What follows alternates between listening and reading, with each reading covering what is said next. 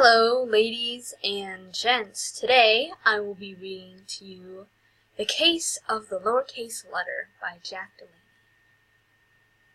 She breezed into my office one cold September morning. I'd been enjoying a hot cup of Starbucks' finest and surfing the web for local news. The famous lexical semanticist, Professor Edgar Nettleton, had been found dead, a gunshot wound to the head. The police verdict was suicide. She held out an elegant hand as she floated towards me, and I glimpsed a wedding band with a stone the size of a peanut M&M. "I'm Edith Nettleton. Sorry about the old man." "I'm not. He loved me, but he loved words more. I'll be brief. My husband was working on a paper that will rock the very foundation of lexical semantics. It's worth a fortune in lecture tours, but nobody can find it. I believe his suicide note is a clue to its whereabouts." She removed a scrap of paper from her blouse. "Edith, I'm not going to whine. I've had a good life. I found wealth and happiness as a teacher, a seller of knowledge, but I find myself depressed beyond hope, and so I'm choosing the hour and manner of my own demise. I have treated you badly. I demanded you dyed your brown curls blonde. I thought I could buy you when I should have won your love. I called you a witch. I'd complain, 'Where's the woman I married?' I said you ate too much.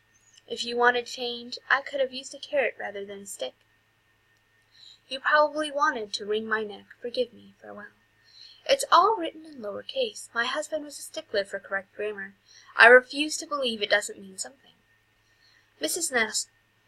Nettleton, I think I can help you. There's a couple of odd things about this letter. Firstly, it is written in entirely lower case. Mr. Nettleton was a world-renowned lexical semanticist, not a teenager texting his BFFs. Secondly, it has a more than usual number of homophones, words where there's another word with the same sound but different spelling and meaning. When dealing with a lexical semanticist, that is surely no accident. If we read these homophones in order, we have wine, cellar, hour, manner, and translating their homophones, wine, cellar, hour, manner. Several hours later, we arrived at the Nettletons' country house and immediately headed for the basement. A flip of a light switch revealed tunnels filled with rows of dark bottles. "Where is it? It would take years to search this place." "Not so fast, Mrs. Nettleton. First I have to ask you something. Your wedding ring, diamond, how large is it?" "It's 8 carats. Edgar wouldn't stop talking about it." "That's what I feared." I pulled out my trusty revolver. "How you must have hated him and his lexical semantics. You figured you'd kill him and keep the money from the paper yourself. You forced him to write that suicide note thinking you knew where it was. But he was suspicious and he'd already hidden it.